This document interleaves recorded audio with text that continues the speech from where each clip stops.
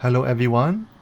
I bought a Power XL air fryer a few days ago and I would like to try frying fish cracker with the air fryer. So I put 2 fish cracker in the air fryer and set the temperature 400 Fahrenheit and I will fry for 1 minute.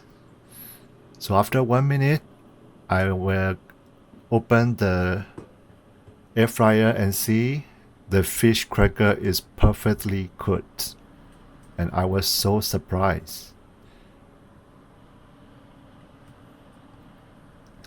Next time I want to try with 3 cracker and see whether it can handle or not.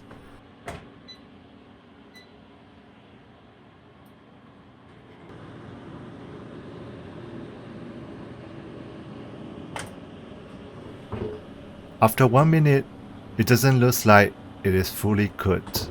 So I will try another 30 seconds.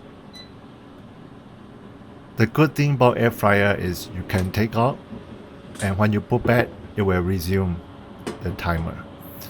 After another 30 seconds, the 1 cracker is perfectly cooked and the other 2 is not really cooked well. So I will try to put another 30 seconds.